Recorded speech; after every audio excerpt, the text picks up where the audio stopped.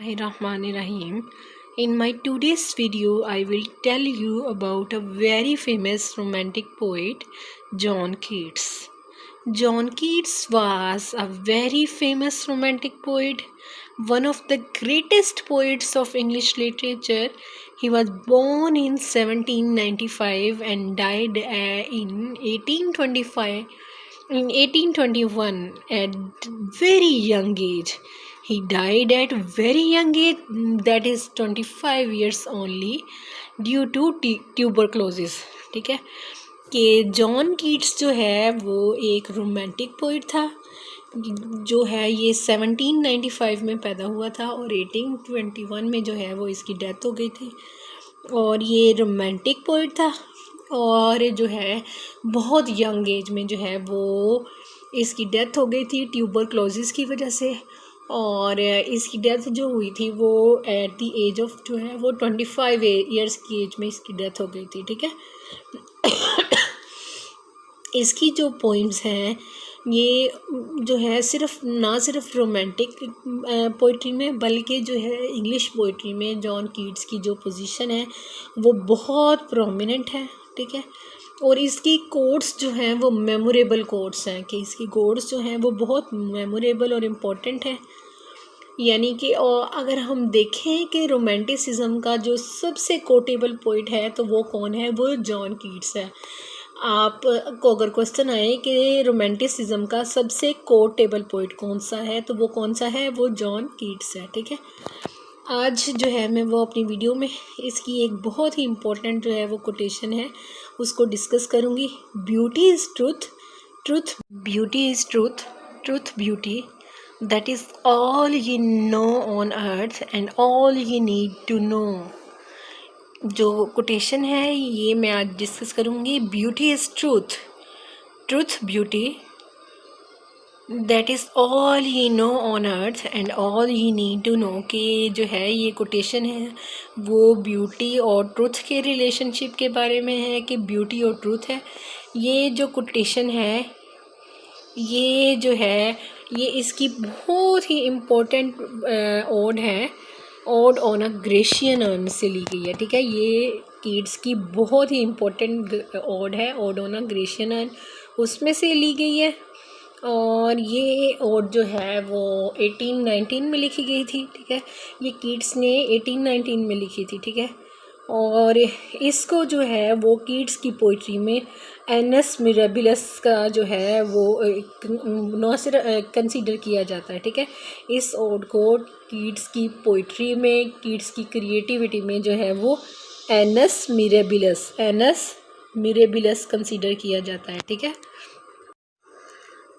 ठीक है ये ओड जो है वो 1819 में लिखी गई और 1819 को जो है और इस 1819 को इस ओड की वजह से जो है वो एनस मिरेबिलस कहा जाता है कीट्स की पोइट्री और कीट्स की क्रिएटिविटी के लिए. ठीक है एनस मिरेबिलस जो है वो लैटिन वर्ड है और इसका मतलब होता है रिमार्केबल ईयर. ठीक है रिमार्केबल ईयर और वंडरफुल ईयर के ये जो साल था और जिसमें ये पब्लिश हुई थी वो कीट्स के लिए वो जो है वो बहुत ही शानदार था. अब इससे पहले कि मैं जो है वो आपको ये लाइन जो है वो समझाऊं, ये वर्स जो है, इससे पहले कि मैं इसको एक्सप्लेन करूं मैं आपको ये मैं वर्स एक्सप्लेन करने से पहले मैं आपको बताऊंगी कि ओड क्या होती है. ठीक है ode is a type of lyrical stanza. ठीक है कि ओड क्या है, ये लिरिकल स्टैंजा होता है. लिरिकल स्टैंजे का क्या मतलब है कि ये इस किस्म की जो है इस किस्म की पोइट्री या इस किस्म का स्टैंजा है जिसमें जो है वो पोइट वो अपनी पर्सनल फीलिंग्स को एक्सप्रेस करता है, पर्सनल फीलिंग्स को, इमोशंस को एक्सप्रेस करता है.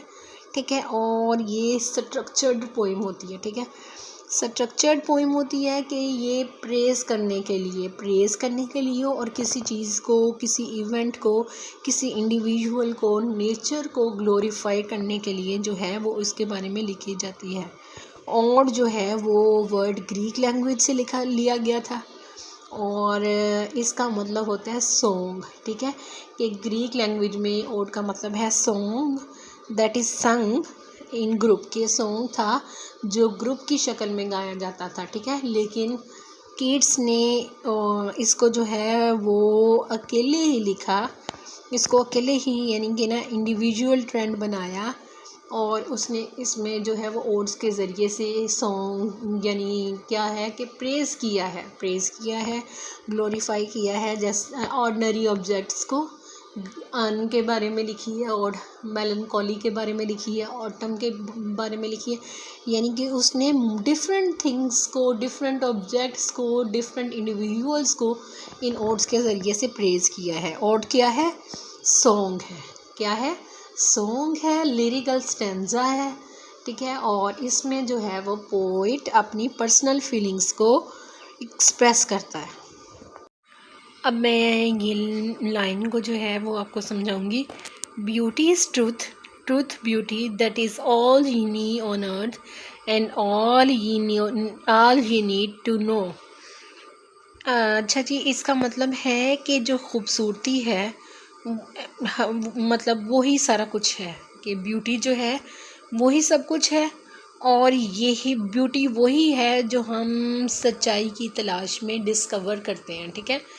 तो यानी कि इसका ये वेरी जो है वो फ़िलोसफिकल स्टेटमेंट है, और इसमें कीट्स ने बताया है कि जो है वो रियल ब्यूटी क्या है। रियल ब्यूटी जो है वो परमानेंस में है, ट्रुथ में है, कि सच्चाई है या हमेशा रहने में ही असल खूबसूरती है, और यही जो है वो ट्रूथ है, असल ट्रूथ है।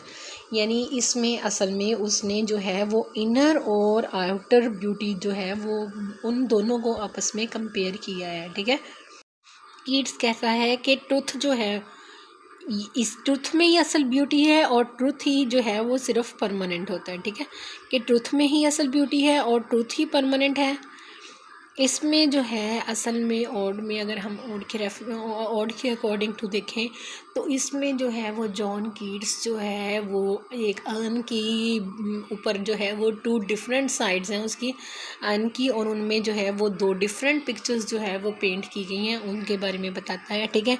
एक साइड पे जो है वो एक यंग लवर है और म्यूजिशियन है, ठीक है। यंग लवर और म्यूजिशियंस हैं, उनके बारे में बताया गया है, पिक्चर ड्रा की गई है, ठीक है। और दूसरी साइड पे जो है वो उन लोगों की है, कुछ पायस पीपल हैं, ठीक है, जो कि सेक्रीफाइस के लिए जा रहे हैं एक ग्रीन ऑल्टर पे। उन लोगों की पिक्चर उसने जो है वो पेंट की है, और उन लोगों की दोनों की कंडीशंस को बताते हुए एंड पे जो है वो कीट्स जो है वो ये कंक्लूड करता है कि असल ब्यूटी जो है वो मतलब जो है वो आउटर ब्यूटी नहीं है, आउटर अपीयरेंस नहीं है, बल्कि असल ब्यूटी किस में है?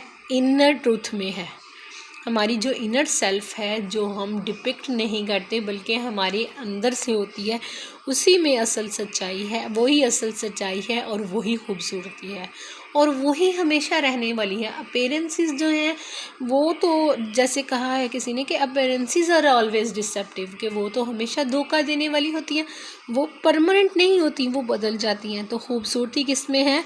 खूबसूरती है हमारी असल, हमारे अंदर की सच्चाई में, हमारे मन की सच्चाई में, ठीक है। तो यानी कि कीट्स ने यहाँ पे जो है वो असल जो सच्चाई है हमारी, उनको ही यहाँ पे फोकस किया है, ठीक है। Please subscribe my channel if you like my video.